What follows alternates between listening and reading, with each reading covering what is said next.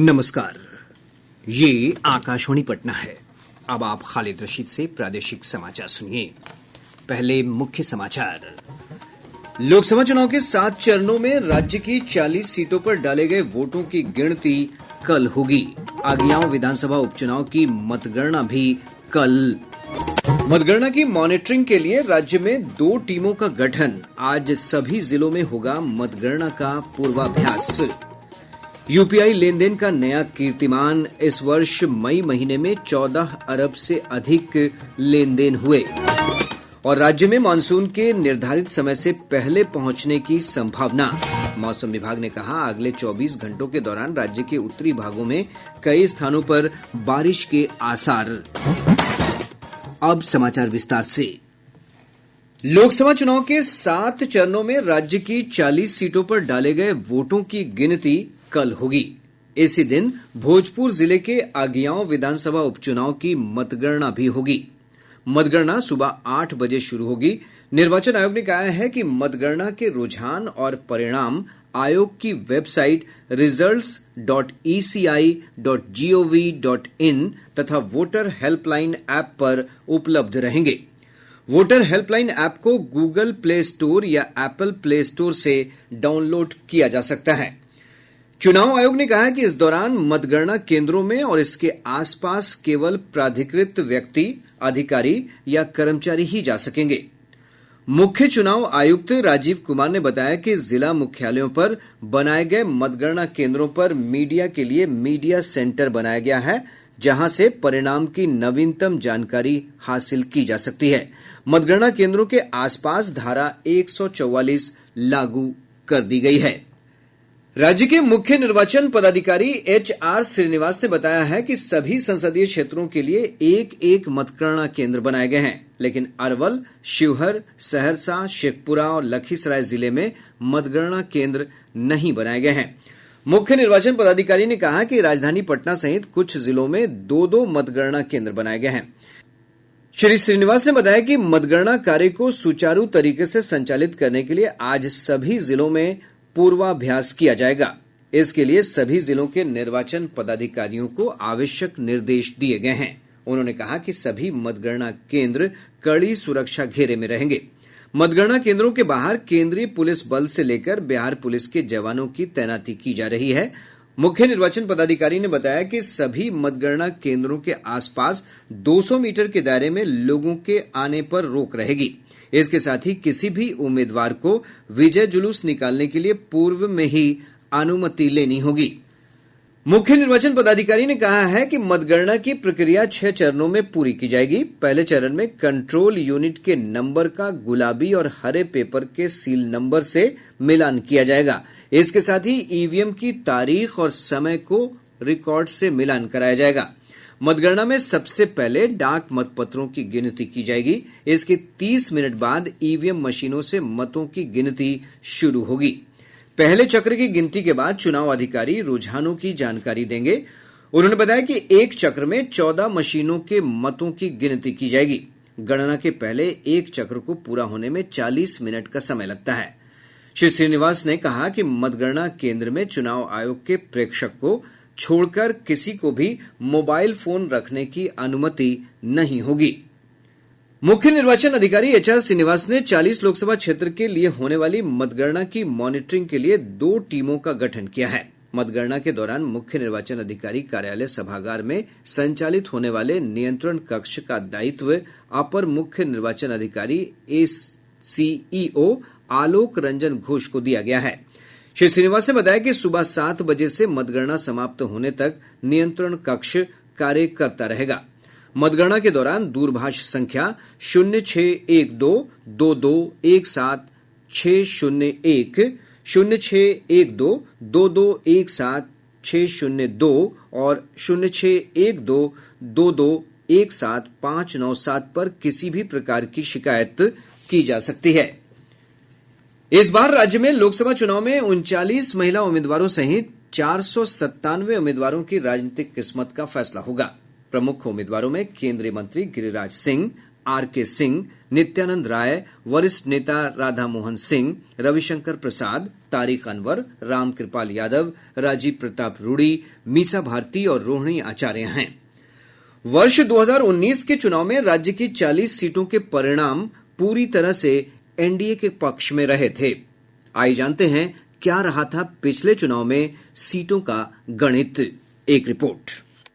लोकसभा चुनाव 2019 में राज्य की 40 सीटों में से 39 पर राष्ट्रीय जनतांत्रिक गठबंधन एनडीए ने जीत दर्ज की थी। पिछले चुनाव में 17 सीटें भाजपा जदयू ने अपने पास रखी थी और 6 सीटें दिवंगत रामविलास पासवान की लोक जनशक्ति पार्टी को दी थी। भाजपा ने अपनी सभी 17 सीटें और लोजपा ने अपनी सभी 6 सीटें जीती थी। जदयू को एक सीट का नुकसान हुआ था जो कांग्रेस के खाते में गई थी। तब के यूपीए गठबंधन के कांग्रेस उम्मीदवार किशनगंज सीट पर विजयी हुए थे। लोकसभा चुनाव 2024 में समीकरण बदले हुए हैं। पिछली बार जीतन राम मांझी की पार्टी हिंदुस्तानी अवाम मोर्चा सेक्युलर महागठबंधन के साथ थी। उपेंद्र कुशवाहा भी तब महागठबंधन के साथ ही थे। इस बार दोनों राष्ट्रीय जनतांत्रिक गठबंधन के साथ हैं। भाजपा 17, जदयू 16, लोक जनशक्ति पार्टी रामविलास पासवान 5, उपेंद्र कुशवाहा की राष्ट्रीय लोक मोर्चा 1 और जीतन राम मांझी की पार्टी हम 1 सीट पर चुनाव लड़ रही है।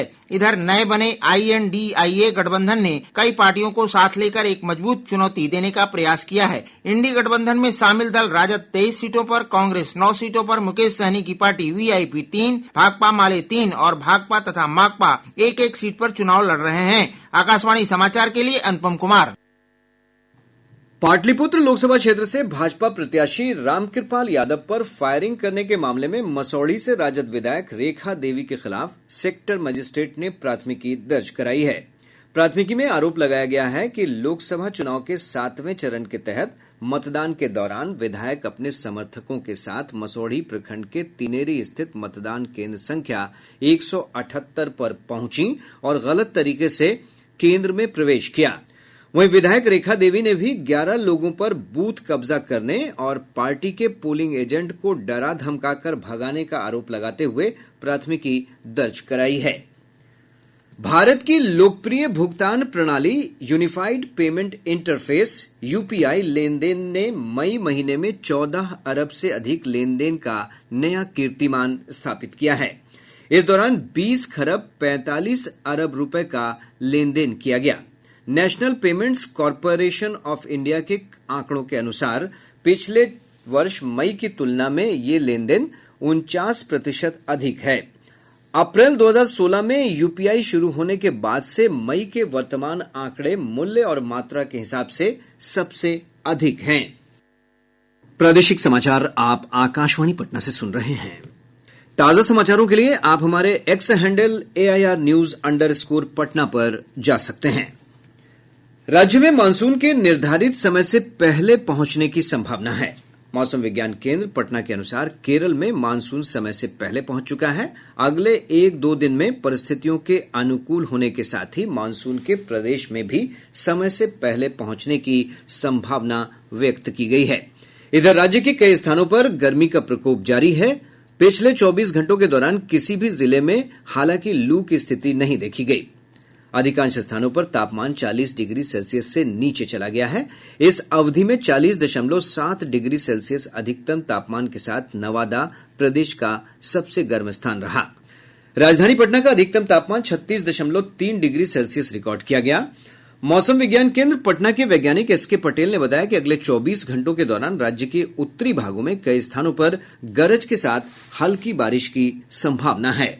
नवीनतम न्यूमेरिकल मॉडल के अनुसार बिहार के उत्तर एवं पूर्वी इलाकों में गरज चमक के साथ मौसमी गतिविधि होने का पूर्वानुमान है। बाकी क्षेत्रों में शुष्क मौसम रहेंगे। बादल बन सकते हैं। गरजने वाले बादल के साथ कहीं कहीं धूल भरी आंधी आ सकती है। दक्षिण पश्चिमी भाग में उमस भरी उष्ण तापमान रहेंगे। अखिल भारतीय तकनीकी शिक्षा परिषद आर्टिफिशियल इंटेलिजेंस AI और डेटा विज्ञान के क्षेत्रों में अल्पकालिक पाठ्यक्रम शुरू कर रही है। इसमें गुणवत्ता सुधार कार्यक्रमों के तहत कोर इंजीनियरिंग संकाय सदस्यों को प्रशिक्षित किया जाएगा। तमिलनाडु के कॉलेजों में इस वर्ष AI और डेटा साइंस दूसरे सबसे अधिक मांग वाले पाठ्यक्रम हैं। बाजार में बढ़ती मांग को ध्यान में रखते हुए आर्टिफिशियल इंटेलिजेंस और डेटा साइंस एनालिटिक्स पर अधिक पाठ्यक्रम संचालित किए जा रहे हैं। पूर्व मध्य रेलवे ने यात्रियों की सुविधा के लिए 43 प्रमुख स्टेशनों पर स्वचालित टिकट मशीन लगाई है। मुख्य जनसंपर्क अधिकारी सरस्वती चंद्र ने बताया कि इसके तहत समस्तीपुर रेल मंडल के 9 स्टेशनों पर 29, सोनपुर मंडल के 8 स्टेशनों पर 24, पंडित दीनदयाल उपाध्याय मंडल के 6 स्टेशनों पर 18 और धनबाद मंडल के 7 स्टेशनों पर 18 मशीनों ने कार्य करना शुरू कर दिया है। मुख्य जनसंपर्क अधिकारी ने कहा कि इन मशीनों से अनारक्षित टिकट लेना आसान है और यात्रियों को लंबी कतार से भी मुक्ति मिलेगी। और अब एक महत्वपूर्ण सूचना, आकाशवाणी समाचार पटना का यूट्यूब चैनल और ईमेल हैक हो गया है। आकाशवाणी पटना के समाचार प्रमुख अजय कुमार ने बताया कि बीते 30 मई को इस संबंध में जानकारी मिलने के बाद इस बाबत बिहार आर्थिक अपराध इकाई के साइबर अपराध प्रकोष्ठ में आवेदन देकर जांच करने का आग्रह किया गया है। श्री कुमार ने बताया कि इस मामले में साइबर पुलिस थाने में भी प्राथमिकी दर्ज कराई गई है ताकि हैकिंग के बाद इसका दुरुपयोग रोका जा सके।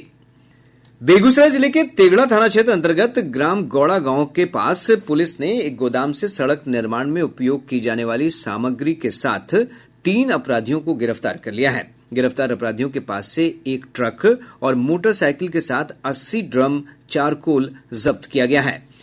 मुंगेर जिले के मुफस्सिल थाना पुलिस ने हथियार की खरीद बिक्री करने के आरोप में एक व्यक्ति को गिरफ्तार किया है। गिरफ्तार व्यक्ति के पास से एक पिस्तौल, 2 मैगजीन, एक मोबाइल और एक मोटरसाइकिल बरामद की गई है। अररिया जिले के भरगामा थाना क्षेत्र के नया भरगामा पंचायत के 2 जन वितरण प्रणाली पीडीएस दुकानदारों पर गेहूं और चावल की कालाबाजारी करने के आरोप में प्राथमिकी दर्ज कराई गई है। प्रखंड आपूर्ति पदाधिकारी ने बताया कि दुकानदारों का लाइसेंस भी रद्द कर दिया गया है। पटना जिले के कोतवाली थाना क्षेत्र से पुलिस ने साइबर गिरोह के 2 अपराधियों को गिरफ्तार किया है। इसी जिले के मसौड़ी थाना क्षेत्र के भखरा गांव से पुलिस ने 3 युवकों को हथियार और कारतूस के साथ गिरफ्तार किया है। पश्चिम चंपारण जिले के श्रीनगर थाना क्षेत्र में गंडक नदी में स्नान करने के दौरान 2 युवकों की डूबकर मौत हो गई। मुजफ्फरपुर जिले के शकरा थाना क्षेत्र के एक माइक्रो फाइनेंस कंपनी से रुपए चोरी के मामले में पुलिस ने शाखा प्रबंधक सहित 3 लोगों को गिरफ्तार कर लिया है। अब प्रमुख समाचार पत्रों की सुर्खियां। आज के सभी समाचार पत्रों ने अलग अलग खबरों को प्रमुखता से प्रकाशित किया है। हिन्दुस्तान की बड़ी खबर है, मतगणना से पहले भाजपा और इंडी गठबंधन ने दी चुनाव आयोग की चौखट पर दस्तक। दैनिक जागरण ने शिक्षा विभाग से जुड़ी खबर को प्रमुखता दी है।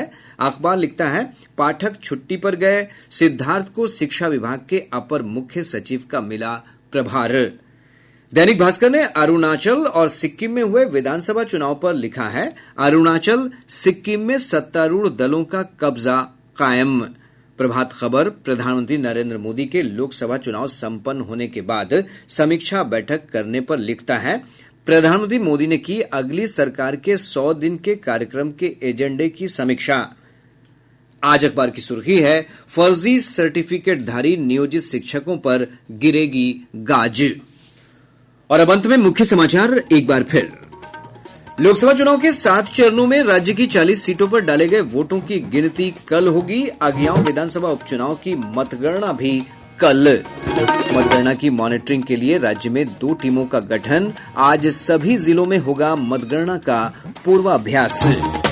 यूपीआई लेन देन का नया कीर्तिमान, इस वर्ष मई महीने में 14 अरब से अधिक लेन देन हुए। और राज्य में मानसून के निर्धारित समय से पहले पहुंचने की संभावना। मौसम विभाग ने कहा, अगले 24 घंटों के दौरान राज्य के उत्तरी भागों में कई स्थानों पर बारिश के आसार। इसके साथ ही आकाशवाणी पटना से प्रसारित प्रादेशिक समाचार का ये अंक समाप्त हुआ।